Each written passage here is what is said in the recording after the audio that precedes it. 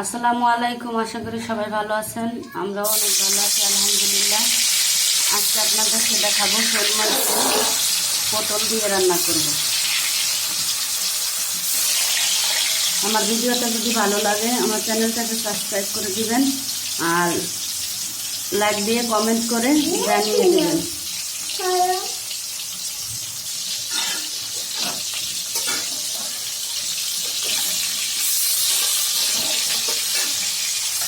যেহেতু এটা শোল মাছ, আমি মাছটাকে হালকা ভেজে নিব।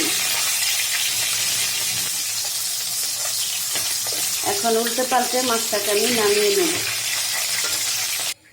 মাছটাকে নামিয়ে নিলাম, এবার ভেজে নিব পটলগুলো। দিয়ে দিলাম পটল, ভাজার সময় দিয়ে দিলাম একটু লবণ, দিয়ে দেব হালকা হলুদ। কারণ হলুদ লবণটা ভাজার সময় না দিলে পরবর্তীতে রান্নার সময় সেটা ঠিকমতো ভিতরে ঢুকবে না। তার জন্য ভাজার সময় যে কোনো তরকারি যদি ভাজা রান্না করেন আপনারা হলুদ লবণ দিয়ে ভাজবেন, যাতে ঠিকমতো লবণটা ঢুকে। এই দেখেন, আমার রাঁধুনিটা সবসময় আমার সাথেই থাকে। সে রান্না করা অনেক পছন্দ করে। আমি রান্নাতে কি কি করব সে বলে দেয়। ঠিক আছে, সবাই ওর জন্য দোয়া করবেন।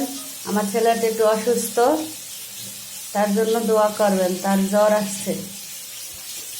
এখন পটলটা নেড়ে ছেড়ে ভেজে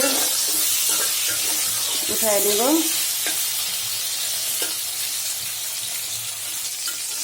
দেখেন আমার পটল ভাজা প্রায় হয়ে গেছে, আর একটু হবে, আমি উঠায় নেব।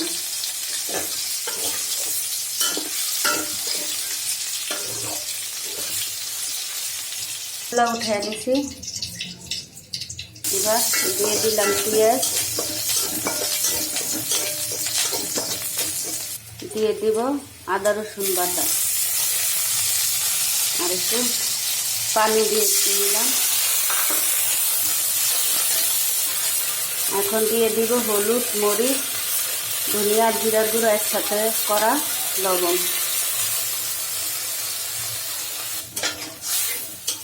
মশলাটা কষতে থাক।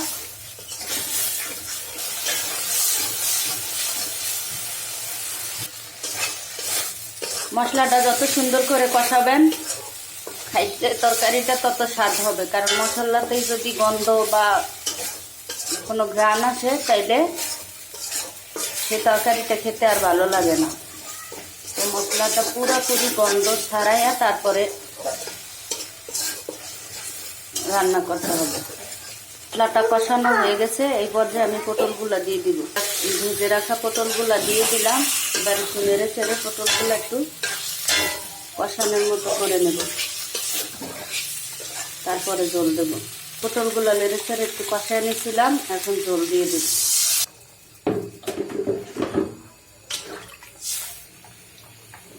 এখন আমি দিয়ে দিব ভেজে রাখা মাছগুলো। যেহেতু মাছগুলো হালকা ভাজছি তাই একটু আগেই দিয়ে দিলাম সিদ্ধ হওয়ার জন্য।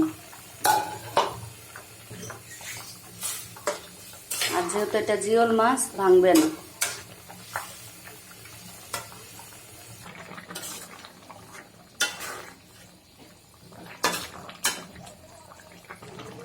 আমার তরকারিটা হয়ে গেছে, এখন আমি উঠায় নেব।